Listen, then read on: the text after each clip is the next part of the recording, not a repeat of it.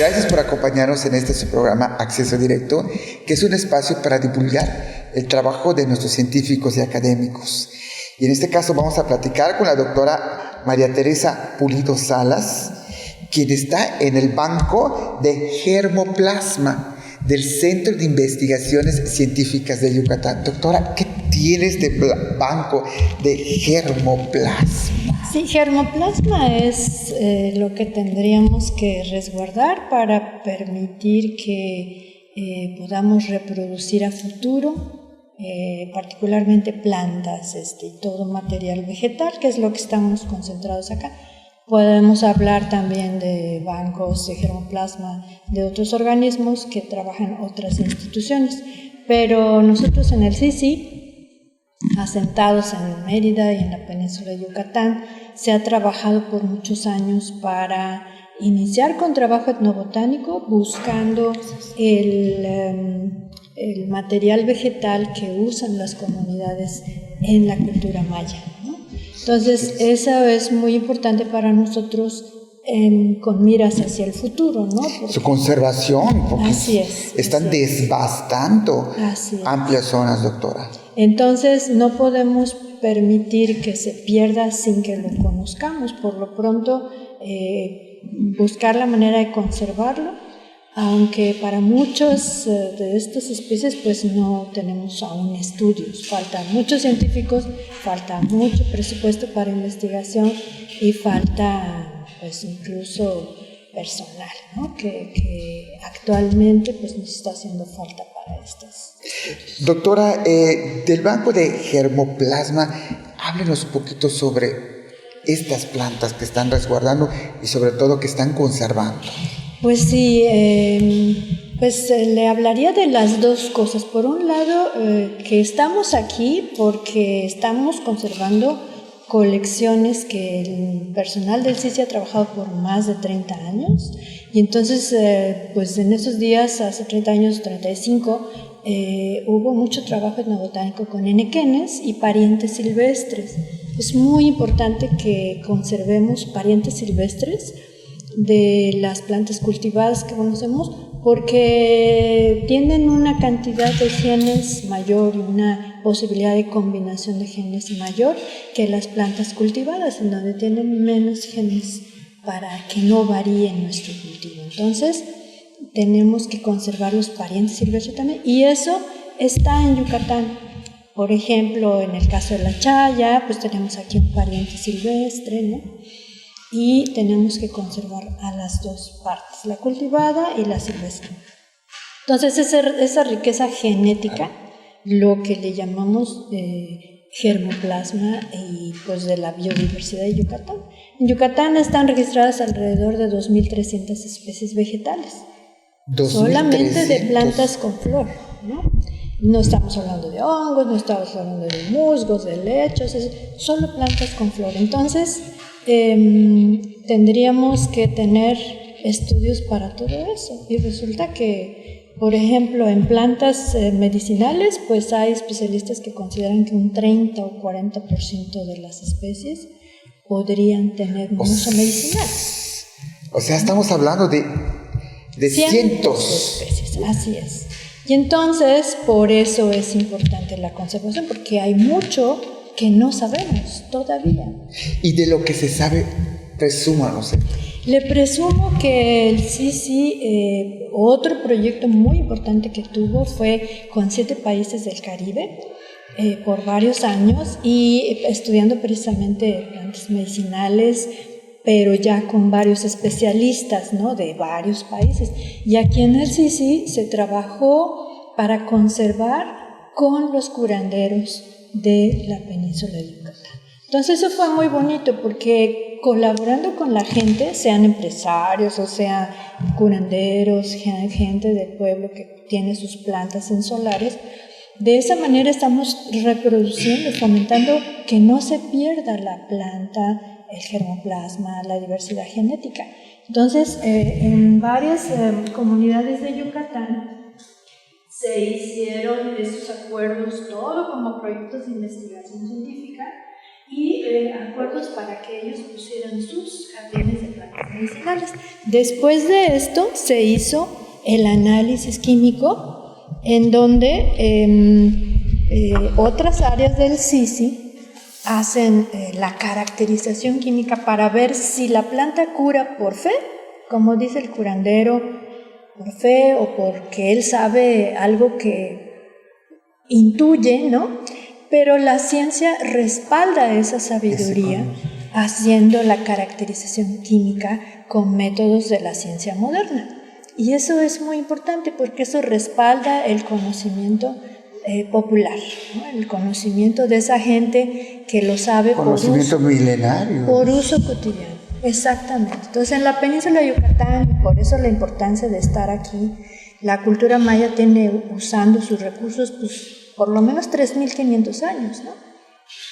Y esos sus saberes acumulados es lo que no podemos permitir que se pierda, porque es base para hacer más estudios y, pues bueno, aquí está demostrado que sí sirve todo lo que ellos dicen, solamente hay que comprobarlo para que podamos usarlo hoy y a futuro, ¿no? Entonces también este banco se distingue porque tenemos esta posibilidad de hacer este estudio documentado.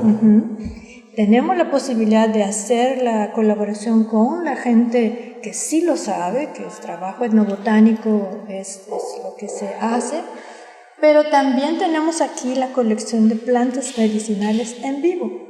Entonces, cuando hay un investigador como la doctora Marina, que ha hecho estudios muy, muy importantes en esto con plantas medicinales, ella solo tiene que salir aquí afuera, aquí hay plantas medicinales, doctora. Tenemos ese triangulito de bosque que parece un bosque, es una colección de plantas medicinales. De aquel lado tenemos una colección de plantas alimenticias de la cultura maya. Y de este lado tenemos una colección de plantas maderables. Medicinales, alimenticias y maderables. Ajá, sí, y atrás hay una colección de enequenes y parientes silvestres de los enequenes, algunos rescatados de tiempos prehispánicos, ¿no?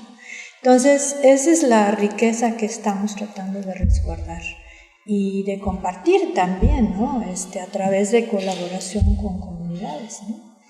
Entonces, pues es una riqueza única.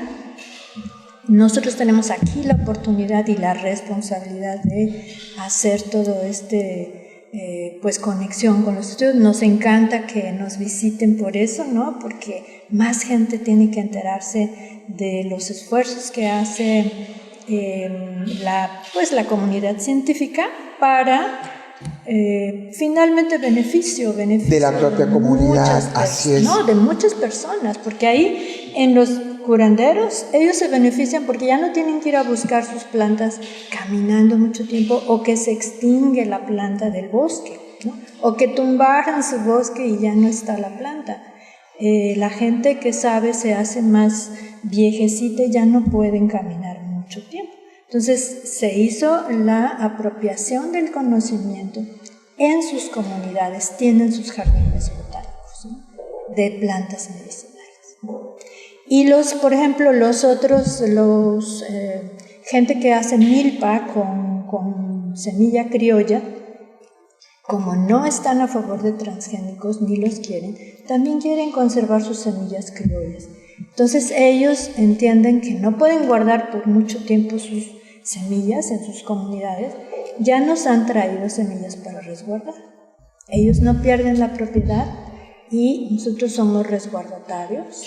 Y si lo quieren venir a buscar dentro de 50 años algún descendiente para sembrar de nuevo, la pueden venir a buscar, ¿no? Ese es el otro servicio que hacemos, ¿no? A las comunidades. Y todo es un beneficio pues, para la región, pero para el país, para la gente que está interesada en trabajar con esto.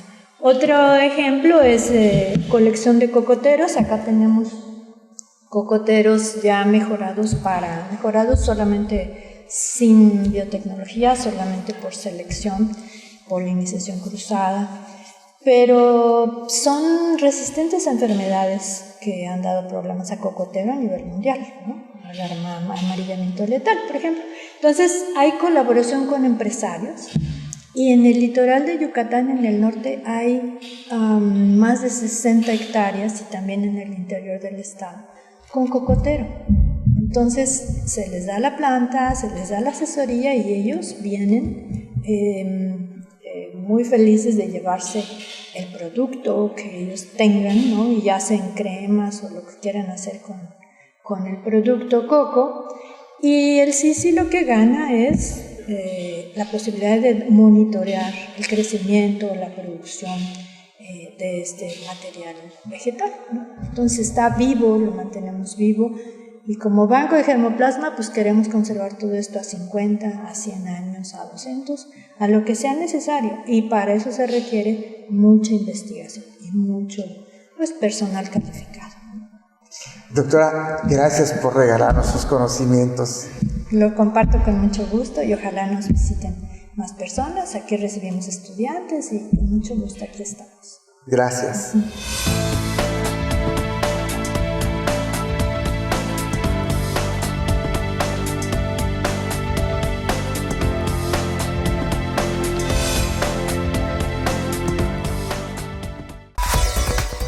Los periodistas Emilio Moller y Emilio E. Moller, con su análisis profundo y lectura entre líneas, nos transportan a ese espacio político y de debate que solo aquí puedes ver. Primera Plana por Teleplay. Viejos amigos en una nueva señal.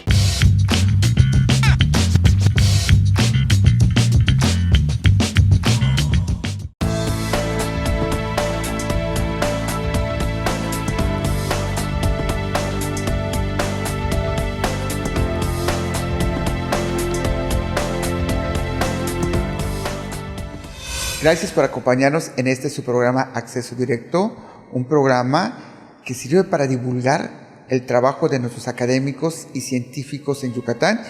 Y estamos platicando con la doctora Marina Veracu, investigadora de la Unidad de Recursos Naturales del Centro de Investigaciones Científicas de Yucatán. Doctora, ¿dónde estamos? Y explíquenos. Estamos aquí en nuestro laboratorio, en el Banco de Germoplasma.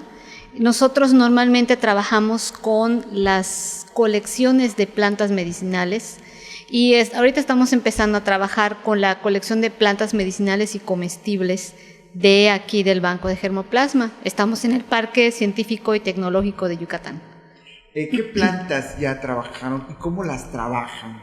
Bueno, aquí en este laboratorio hacemos de dos tipos de plantas. Una parte, las plantas que son medicinales o que tienen algún tipo de aplicación para uso agronómico. Por ejemplo, existen problemas agronómicos con hongos patógenos del chile habanero y del plátano que acaban con grandes porciones de la cosecha. Entonces, para evitar eso y evitar el uso de pesticidas que pueden ser tóxicos, causantes de cáncer y muchos otros problemas, que incluso contaminan el manto freático, pues nosotros tenemos que buscar alternativas naturales. Una de esas es una planta que la doctora Cecilia Rodríguez estaba trabajando y se apoyó con nosotros para ver si es cierto que la planta puede eliminar a un hongo patógeno de las plantas. Esa es una parte que trabajamos y otra parte la estamos trabajando con plantas comestibles que tienen propiedades medicinales o curativas o que evitan el desarrollo o disminuyen el riesgo de desarrollar algunas enfermedades. ¿Cómo cuáles plantas? Bueno, nosotros de cada planta medicinal, nosotros obtenemos un extracto y este extracto lo aplicamos en placas cromatográficas poniendo 3 diferentes concentraciones. Esta es una planta a 3 diferentes concentraciones y esta es la misma planta pero en otras condiciones de vida. Nosotros hicimos correr el extracto y si se da cuenta aquí sus metabolitos o sus componentes se van separando según su afinidad con el disolvente y con la placa cromatográfica. Nosotros después le pusimos encima un medio de cultivo con bacterias y después las bacterias las asperjamos con un reactivo que se llama MTT. En presencia de vida, el reactivo se pone morado. Cuando los microorganismos están muertos, pues el reactivo no cambia de color. Y podemos ver aquí cómo el extracto inhibió el crecimiento de los hongos. Este es el control positivo. Entonces aquí podemos ver la actividad antifúngica de un extracto. Hablando de las plantas medicinales y comestibles, vamos a hablar un poquito de las que son aromáticas, como el orégano, que siempre le ponemos nuestro oreganito. Incluso hay tés de orégano que se preparan para los nervios, por ejemplo. Pues alguna de las tías ha tenido unos nervios, me pasa esto, tómate un tecito de orégano. Entonces, hablando de orégano, el orégano, no el orejón que le dicen, no el orégano de Castilla, el Origanum vulgare se llama. Entonces aquí, en este caso, analizamos los aceites esenciales provenientes del orégano. Esta es la placa, ya habiéndose aplicado, y apenas se ven unas manchitas aquí, si lo alcanza a captar. ¿Sí? A la luz ultravioleta nosotros podemos ver otro tipo se hacen evidentes nuestros componentes que tenemos en las plantas, ¿sí? Y entonces vamos a ponerle aquí, por ejemplo, estos son los estándares, que es carofileno, carbacrol, eucaliptol, limoneno. Son estándares que pudimos ver que normalmente se encuentran en las plantas aromáticas. Y aquí, por ejemplo, vemos plantas aromáticas como el laurel, que todos le ponemos laurel, pues no me acuerdo qué llevaba laurel, pero siempre se usa en la comida. Tenemos aquí lipia, ¿sí? Está la albahaca, ¿ok? Y hay otras plantas aromáticas que son medicinales. Y entonces podemos ver la presencia de una actividad biológica. ¿Qué hicimos aquí?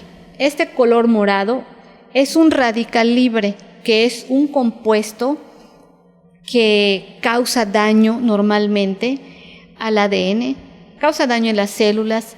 Se sabe que causa problemas, es muy común observarlos en enfermedades neurodegenerativas como el Alzheimer, problemas de hipertensión arterial, incluso en problemas de diabetes.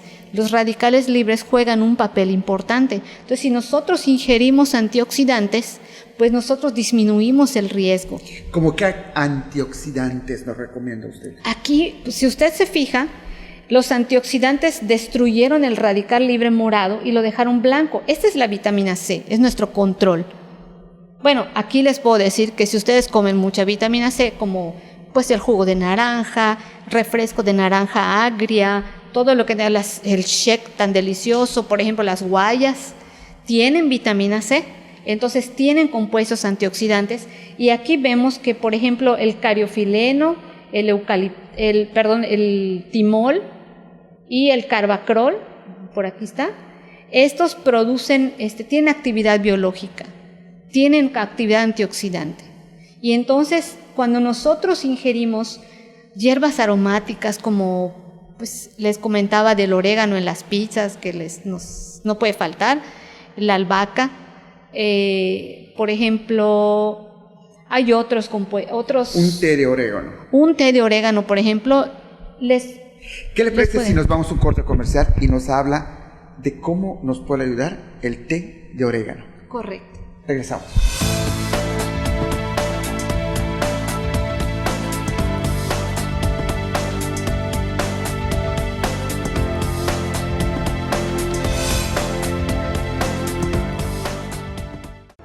Las noticias más importantes de nuestra entidad, con información actualizada y veraz. Solo las encontrarás con Freddy Heredia. En Yucatán es noticia. Por Teleplay. Viejos amigos en una nueva señal.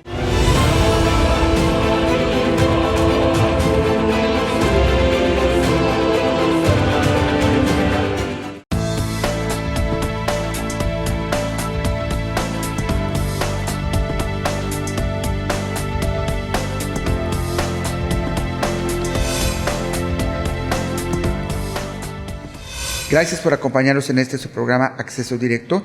Y estamos platicando con la doctora Marina Veracruz. es investigadora de la Unidad de Recursos Naturales del CICI. Doctora, háblenos. Bueno, pues estábamos platicando hace un ratito de los compuestos antioxidantes que existen en el orégano, en el aceite esencial de orégano. Y pues bueno, evidentemente el orégano tiene muchas ventajas, muchas virtudes.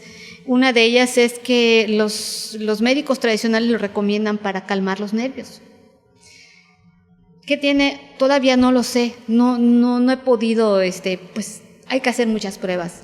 Pero cuando uno anda acelerado, alterado, se usa para el susto, le dicen ellos, los hierberos, el susto, cuando chocas y estás todo así nervioso. Digo, físicamente no pasa nada, pero aquí pues uno tiene el mal recuerdo y los nervios, la adrenalina. Entonces, de alguna forma, el orégano combinado con hojas de naranja en una tacita de té se hierve y eso se toma para que uno se calme. Si está uno muy, muy alterado, pues uno le pone 2 bolsitas de té de tila que venden en el súper, esas. Y entonces uno se va calmando, no se toma todo el tiempo porque es una medicina, pero sí se toma una tacita antes de dormir, para que uno pueda dormir tranquilo. Y obviamente en medicina tradicional no es nada más, tómate la pastilla y ya, ¿no? Es tomarlo y es también hacer oración y pues estar en comunión con Dios para que Él nos dé la paz que uno necesita, ¿no? Y las plantas ayudan a que ese proceso se dé más fácilmente.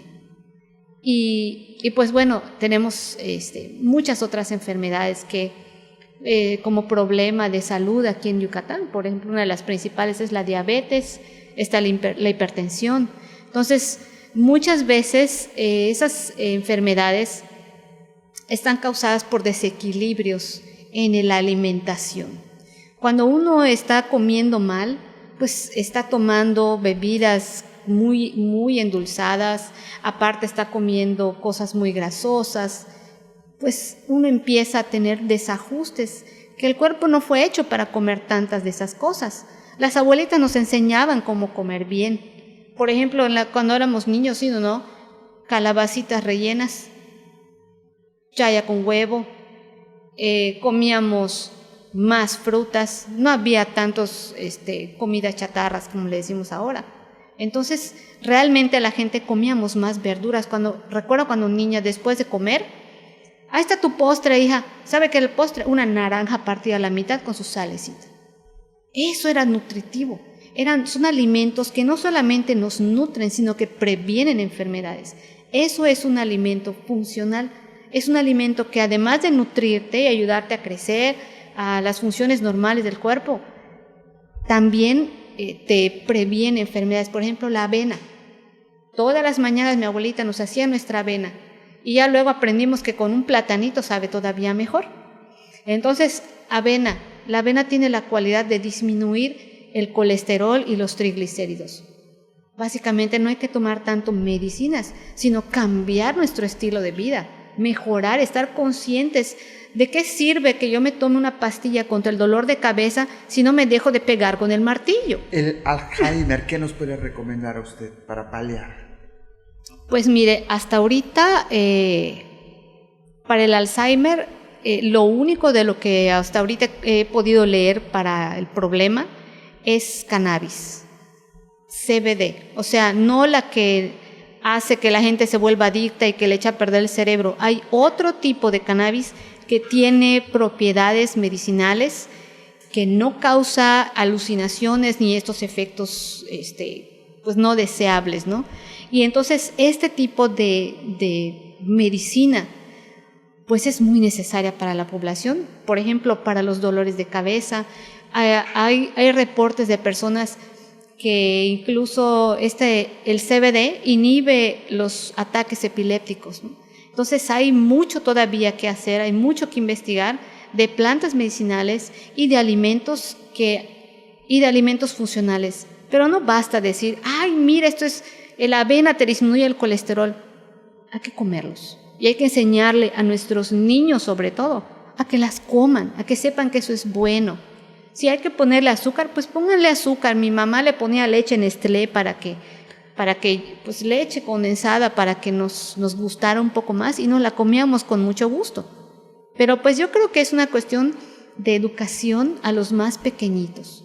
Porque si en vez de darle una rica avena en la mañana, le da usted un muffin lleno de grasas y chocolate y cosas que no son, son un postre, pero no son para que se las coma diario, eso no es... Para la diabetes. Para la diabetes.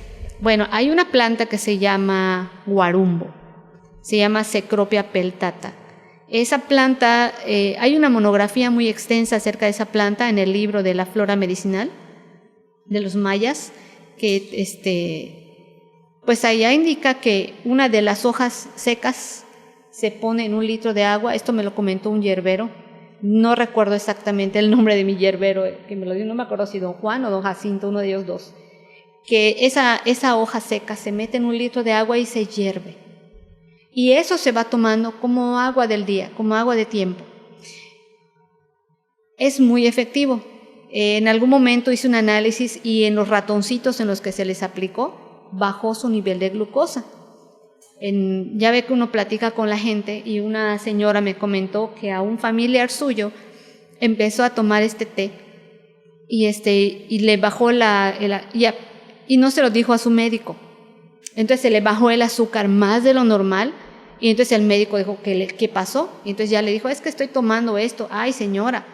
Entonces sí, o sea, hay que usar la medicina tradicional, pero también hay que mantener a nuestro médico informado de qué estamos tomando, pues para que él pueda instruirse y leer acerca de la planta, y si tiene efectos hipoglucemiantes, pues a lo mejor disminuir la cantidad de insulina que nos receta.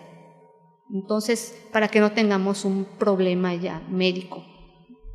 Doctora, gracias por regalarnos sus conocimientos, y a ustedes, como siempre, gracias por acompañarnos, y la ciencia hace conciencia. Gracias.